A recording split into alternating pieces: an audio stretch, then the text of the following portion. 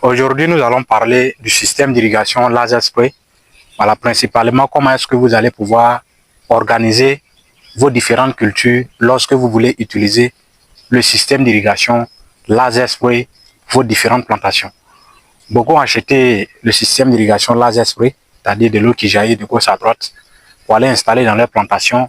Beaucoup se sont retrouvés à dire que le laser spray ne mouille pas normalement les différentes plantations parce que quand ils vont commencer à mouiller, arrivé à un moment donné, les plantes vont pousser et puis les feuilles vont commencer à couvrir les gaines et puis ça va empêcher le jaillissement d'eau. Et puis maintenant, quand l'eau n'arrive plus à jaillir pour aller très loin, il ne pourra pas arroser ceux qui vont rester au milieu. Comme par exemple ici, vous allez voir ici là. On se dit peut-être que quand les plantes vont grandir, comme vu que celui-là, il se soulève, ce gaine-là va se soulever, celui qui arrose à gauche et puis à droite.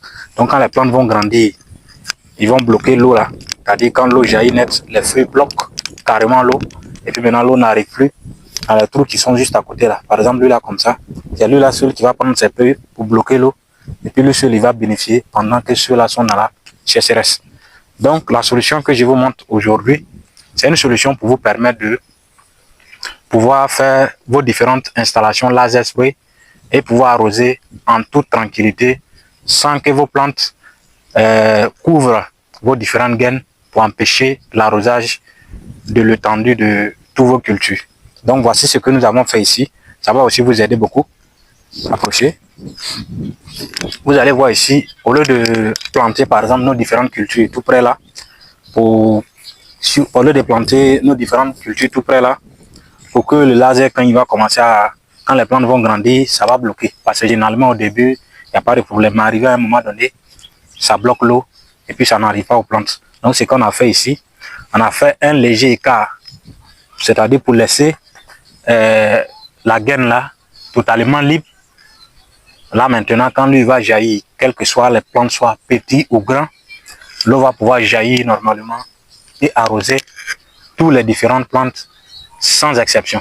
C'est-à-dire au lieu de bloquer pour rester en quelques pieds, ça va pouvoir monter jusqu'à aux derniers pieds qui sont au milieu là-bas. Donc c'est exactement ce que nous avons fait.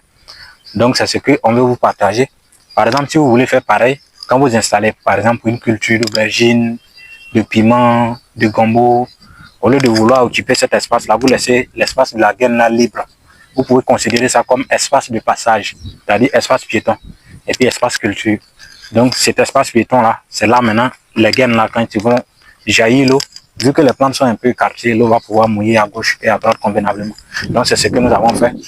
Donc on a fait un léger écart et puis on a fait nos différentes poquets. Et puis maintenant, les poquets sont juste plus proches. Et maintenant, lui, il est libre là. Puis on a laissé un petit passage là, un léger passage piéton. Vu que les gaines là, quand ils vont monter aussi, ils ont un léger limite. Ils ne vont pas à une certaine distance. Donc on revient aussi et puis on fait un secteur encore de 2 lignes plus proches, séparées avec un petit passage piéton. Voilà, donc c'est ce qu'on voulait vous partager. Vous allez voir aussi, on a fait ça sur presque tout l'étendue. Venez, on va voir. C'est exactement la même chose ici. On sépare pour que l'eau puisse monter et arroser tous les deux côtés. C'est la même chose. On continue encore. On continue, c'est la même chose. La même chose. La même chose qu'on répète sur tout l'étendue. On va arriver là. Donc d'abord, ce que nous avons opté au début, on a utilisé des cordeaux. Bon, pas des cordeaux, on a utilisé des anciennes gaines comme ça. Approchez bien, vous allez filmer. On a utilisé des anciennes gaines comme ça. C'est là on a tiré au mieux aligné. Et puis maintenant, c'est les cordes là qu'on a suivi et puis on a fait nos différentes poquets pour éviter que les poquets soient penchés et puis entrer sur la ligne des gaines. Parce que dès que ça rentre là-bas net, le plan est déjà fauché. Donc c'est aussi pareil là. On fait les deux secteurs jusqu'au bout là-bas. On fait les deux secteurs jusqu'au bout. C'est la même chose qu'on fait jusqu'au bout. Donc maintenant, pour conclure, c'est pas que le système laser spray ne mouille pas normalement. C'est pas que vos plantes bloquent. C'est juste parce que vous n'avez pas une bonne organisation de culture pour pouvoir mieux arroser. Donc c'est ce que je vous ai partagé. Je pense que désormais, quand vous allez vouloir installer un système d'irrigation laser spray, vous n'allez pas coincer les plantes sur les gaines. Vous allez simplement libérer les gaines pour qu'elles puissent donner leur potentiel, c'est-à-dire envoyer l'eau à la distance normale, comme il a été conçu pour le faire. Donc, c'est ce que je voulais vous partager. Bonjour à toi, cher entrepreneur. Si tu ne me connais pas, moi, c'est M. Kaboré Rudy. Simon, je vous parle d'agriculture, d'investissement et je partage avec vous des conseils ultra importants qui vont vous permettre de réussir dans l'agriculture et dans bien d'autres secteurs. Si vous êtes nouveau, abonnez-vous, likez, partagez.